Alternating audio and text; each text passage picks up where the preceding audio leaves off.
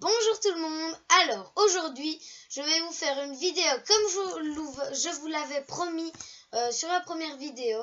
Je vais vous faire une vidéo sur le nid en plâtre que j'ai fait à la main, ce qui coûte vraiment pas cher.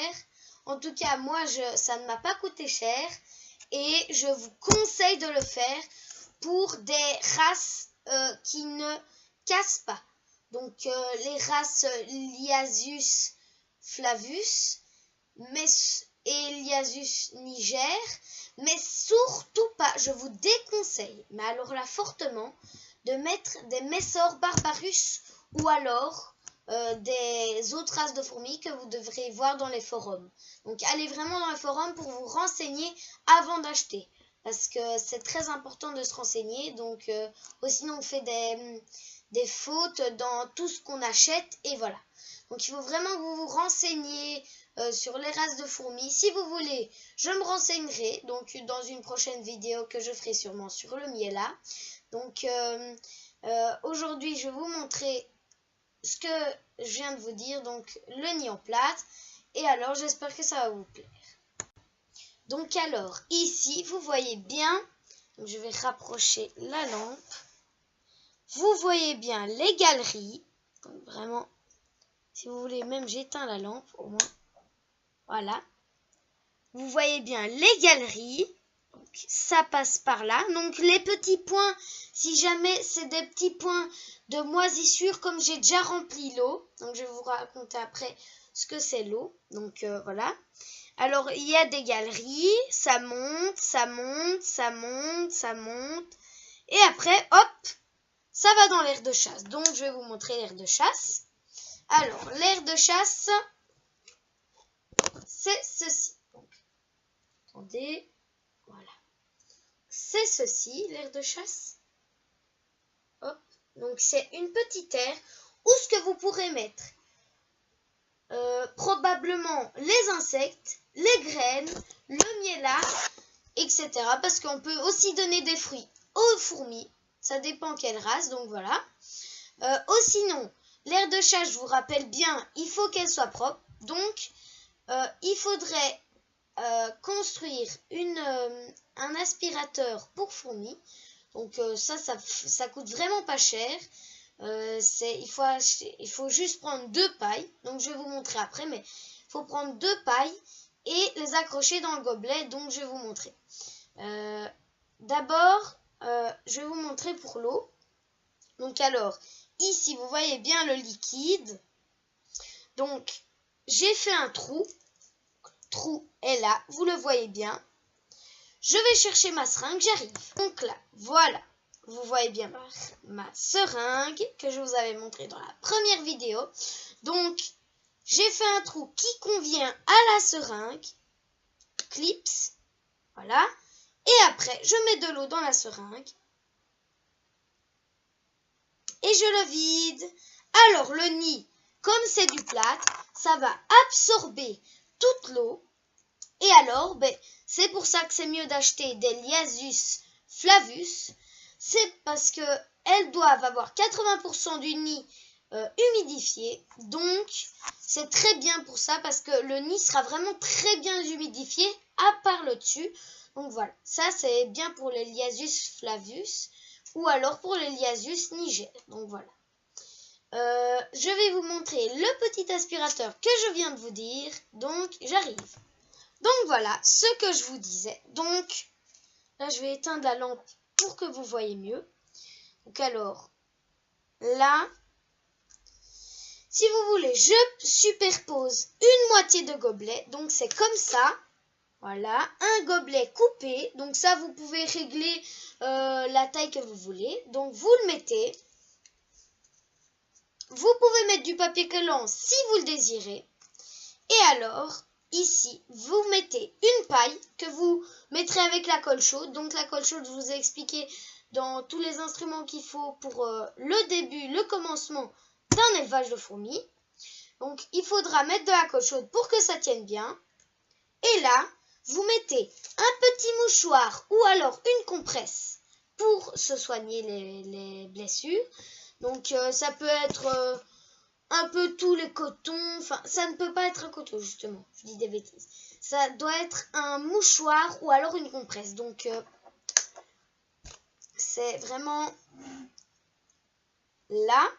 Donc là, j'ai mis la compresse. Et après, j'ai recouvert de la colle chaude. Donc, après, on peut aspirer autant qu'on veut. Et alors, ça aspire les petits déchets qui sont dans l'air de chasse. Donc voilà, c'est vraiment pour aspirer les mortes. Donc ça, c'est plus dans le lit, donc ce sera dur. C'est pour ça qu'il faut un fin tube. Ou alors, attendez, j'arrive. Ou alors, un tube comme ça. Mais ça, si vous voulez, il faut une boîte, comme je vous avais montré dans la première vidéo. Donc les boîtes que j'avais trouées. Donc ça, voilà, il faut une boîte comme ça pour faire un aspirateur.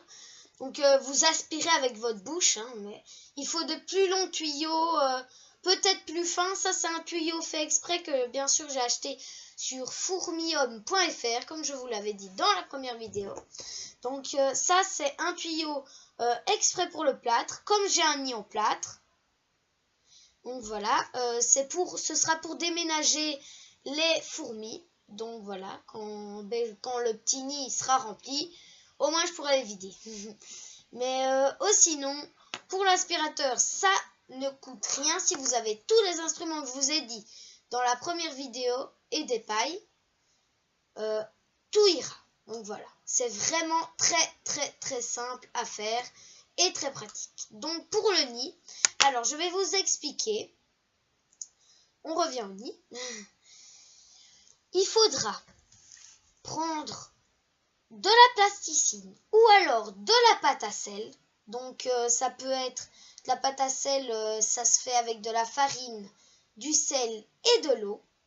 Je vais vous le montrer après. Je vais vous l'expliquer, la pâte à sel.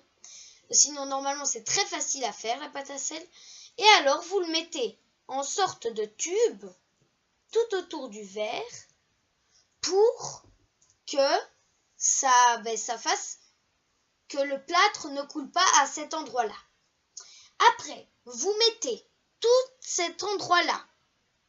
Vous mettez de la pâte à sel ou de la plasticine et vous enfoncez un bic dedans pour que ça fasse une tigette. Regardez, je vais vous montrer. Donc là, vous voyez, il y a une tige qui dépasse. Mais il faudra enfoncer son bic ou un truc, vraiment, ça peut être ça peut être quelque chose d'arrondi, pour l'enfoncer. Et alors, après, vous faites couler le plâtre, donc ça va donner ça va donner des galeries. Et alors, vous aurez la tigette qui sortira. Donc la tigette, ça va vraiment être pour que ça absorbe dans tout le nid. Et que ça l'absorbe, mais tout doucement. Voilà, c'est vraiment paisiblement que ça absorbe pour pas que, si tout le nid était dedans, ça absorberait trop et ça noierait peut-être les fourmis. Donc je vous rappelle, le plâtre est vraiment très absorbant. Donc le plâtre, on peut le trouver dans des magasins de bricolage, ça, oui, il y en a. Ça peut être du plâtre fin, ça peut être du plâtre, toutes les sortes de plâtres qu'il peut avoir. Mais je vous conseille du plâtre fin. Au moins, le plâtre fin ne va pas donner trop d'eau en abus. Donc voilà, ça va pas donner d'abus dans l'eau, enfin dans le nid plutôt. Et au moins, votre nid sera en régularité d'eau. Donc la gine ou la reine, si vous voulez, je le rappelle, aura de l'humidité dans son nid pour se développer. Donc voilà. Alors pour la pâte à sel, il faut un peu de farine que vous videz dans un bol. Et après, vous recouvrez la farine de plein de sel. N'hésitez vraiment pas. Sur la farine, ça doit vraiment être un petit tas, quoi. Ça, voilà. Vous recouvrez bien tout le sel pour pas que ça colle trop. Et après, vous mettez l'eau. Vous commencez par un tout petit peu d'eau. Donc, vous le faites. Et après, vous en rajoutez ou voilà, vous rajoutez de la farine. Enfin, ça, proportion, ça doit être jusqu'à ce que ce soit de la pâte non collante. Donc après, vous faites des boudins et vous le faites passer dans tout le nid, enfin dans le verre, pour que voilà. Donc moi, comme vous le remarquez, j'ai accroché l'autre bout de l'aspirateur. Donc ce bout-là, je l'ai détaché de celui-là. Voilà, ça c'est de l'aspirateur, ça c'est du nid. Donc voilà, on peut faire recycler. Donc voilà. Et alors, ça se servira à mettre l'anti-évasion que je vous avais dit dans la première vidéo. Donc ça va, on mettra plus ou moins 5 ou 3 cm d'anti-évasion, ça dépend la longueur. Et alors, au moins, je mets quand même un petit capuchon, enfin on va dire un capuchon, mais ça peut être le toit, on va dire. Et alors, bien sûr, dans le toit, je fais des petits trous avec le clou que je chauffe, comme je vous ai dit, avec un briquet, moi ce que je fais. Et alors, je fais des petits trous, mais vraiment des petits trous. C'est vraiment des petits trous pour qu'elle ne passe pas. Mais logiquement, elle ne devrait pas passer parce qu'il y a de l'anti-évasion. Et alors, ce que j'ai fait, j'ai mis ça. Au moins, quand j'ouvrirai le pot, elles me dérangeront pas à sortir du nid. Voilà. Parce que comme c'est des petites espèces, c'est dur à les rattraper, etc. Donc voilà, il peut avoir des petits désavantages parce que c'est une petite espèce. Mais au moins, vous ne devrez pas acheter ou faire, parce qu'on peut faire aussi, des grands nids. Donc, j'espère que vous avez aimé cette vidéo. Et en tout cas, abonnez-vous parce que vraiment, je veux vous faire apprendre et vous intéresser aux fourmis. Parce que vraiment, c'est très intéressant sur toutes les races. Parce que là, pour l'instant, je vous explique surtout pour les Liasus flavus. Et pour les Messor barbarus. Et j'ai déjà signalé les Liasus niger. Mais je vous conseille de vous abonner parce que si vous voulez avancer dans tout le long de mon développement, je vais vous informer sur plein de choses sur les fourmis. Donc abonnez-vous et laissez un j'aime. Et si vous avez un petit problème ou une question, je suis toujours sur les commentaires. Donc envoyez un commentaire et ça ira. Merci, au revoir.